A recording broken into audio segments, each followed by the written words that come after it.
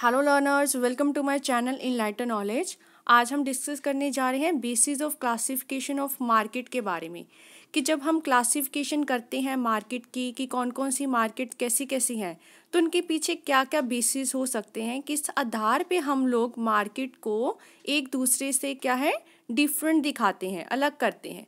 तो वो हम अब डिस्कस करने जा रहे हैं। प्रीवियस वीडियोस में आपने पढ़ा ही है कि कौन कौन सी मार्केट्स होती हैं और क्या क्या रीजंस हैं इनके कि वो एक दूसरे से अलग क्यों होती है।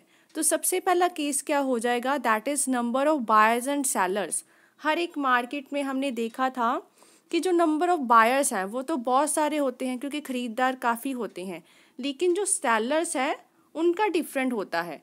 On the basis of numbers of buyers and sellers के बेसिस पे मार्केट को क्या है बांट दिया जाता है, क्लासीफाई किया जाता है। परफेक्ट कंपटीशन में हमने देखा है कि नंबर ऑफ बायर्स और सेलर्स दोनों ही बहुत ज़्यादा होते हैं।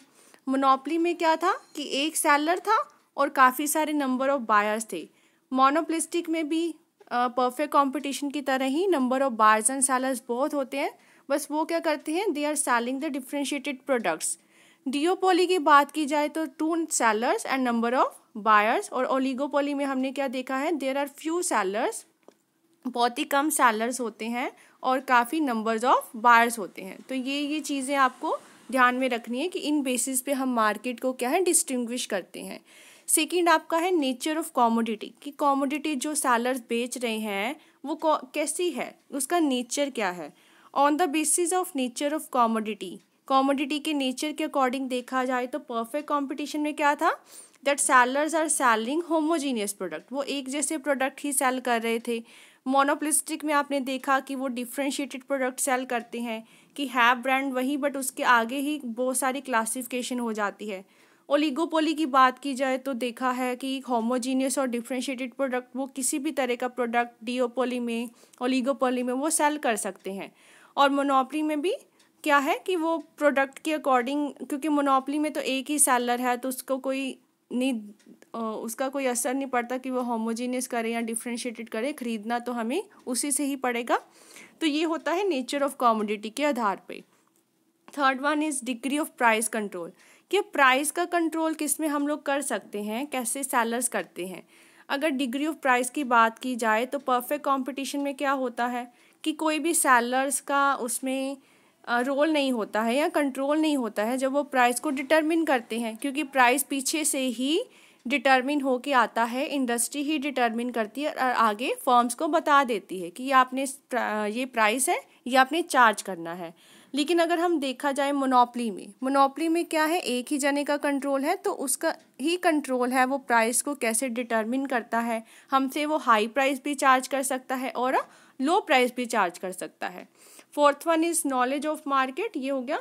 नॉलेज ऑफ मार्केट में क्या है, परफेक्ट कंपटीशन में there is fully knowledge of market and price. हमें पता है कि हाँ होमोजीनियस प्रोडक्ट वो लोग बेचते हैं, प्राइस हमें सेम लगेगा, तो पूरी नॉलेज होती है मार्केट की।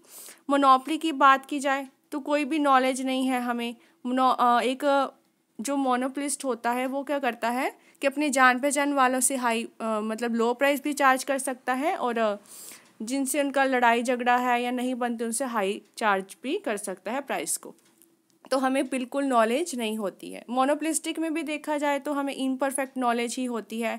डिफ्रेंशिएटेड प्रोडक्ट है, कौन सा सोप कैसा है हमें नहीं पता, उसकी क्वालिटी के आधार पे बस वो रेट को चार्ज कर लेते हैं, लेकिन हमें अच्छे तरीके से नहीं पता होता कि क्या क्या प्राइस है। अब टूथपेस्ट की बात करें, इतने सारे ब्रांड हैं, हमें हर एक ब्रांड के टूथपेस्ट का प्राइस तो नहीं पता होगा, चेंज होते रहते हैं, तो इम्परफेक्ट नॉलेज होती है मोनोपोलिस्टिक कॉम्पिटिशन में भी। नेक्स्ट बात करते हैं मोबिलिटी ऑफ फैक्टर्स की। आपने जैसे फीचर्स पढ़े हैं ना उसी के आधार पे क्या है क्लासिफिकेशंस है। तो मोबिलिटी ऑफ फैक्टर्स क्या है, इधर से उधर जो सामान को या फैक्टर्स ऑफ सर्विसेज को ले जाया जाता है। तो परफेक्ट कंपटीशन में तो परफेक्ट मोबिलिटी होती है क्योंकि सेम होमोजीनियस प्रोडक्ट है, प्राइस सभी जगह पे सेम लगेगा तो कोई डिफ़िकल्टी नहीं होती है। लेकिन मोनोपोलिस्टिक कंपटीशन में क्या होता है कि लैक होता है मोबिलिटी का, क्योंकि हमें नहीं पता कि जो डिफ्रेंशिएटेड प्रोडक्ट्स जो बेचते हैं सेलिंग करते हैं वो हमारी दूसरी तरफ चलेंगे या नहीं। या हम लोग कह सकते हैं कि लैक होती है mobility of factors and services की, वो इधर से उधर ले जाने में हमें डिफ़िकल्टी होती है, पता नहीं कि वहाँ पे प्राइस कैसा चार्ज होगा, वहाँ पे कंडीशंस कैसी होगी, तो उसके आधार पे मोबिलिटी उसमें कम होती है। एंट्री एंड एग्जिट कंडीशन देखा जाए, परफेक्ट कंपटीशन में कोई भी इंडस्ट्री अपनी तरफ से एंटर कर सकती है, एग्जिट कर सकते हैं, उसकी मर्जी है। लेकिन मोनोपोली और ओलिगोपोली में देखा जाए तो कुछ बैरियर्स होते हैं। जब नई फर्म्स को आना होता है ना एक इंडस्ट्री में, तो कुछ बैरियर्स लगा जाते हैं। मोनोपोली में तो बहुत ज़्यादा बैरियर्स होते हैं, वो एंटर ही नहीं करने देते। ओलिगोपोली में भी बैरियर्स लगते हैं, कम लगते हैं मोनोपोली से, लेकिन कुछ बैरियर्स होते हैं। यूजली क्या है, गवर्नमेंट ने जैसे पब्लिक यूटिलिटी सर्विसेज की मोनोपोली है, air and road transport, water, power supply, तो उसमें क्या है वो किसी को एंट्री नहीं दे सकती है। ज़्यादातर क्या है रिस्ट्रिक्शंस लगाई जाती हैं बहुत सारी कि उनको एंट्री करने में प्रॉब्लम होती है। तो ये था आपका entry and exit conditions. I hope आपको अच्छे से अब क्लियर हो गया होगा। ये आपका चैप्टर कंप्लीट हो चुका है मार्केट का, उसका सारे के सारे टॉपिक्स मैं करवा चुकी हूँ। अगर आपने प्रीवियस वीडियोस नहीं देखे उसको ज़रूर देख लीजिएगा। आई होप आपको अच्छे से क्लियर हो गया होगा सब कुछ। अगर वीडियो पसंद आई हो इस चैनल को ज़रूर सब्सक्राइब कीजिए, like share and comment and press the bell icon, ताकि हर वीडियो की नोटिफिकेशन आपको टाइम टू टाइम मिलती रहे। Thank you.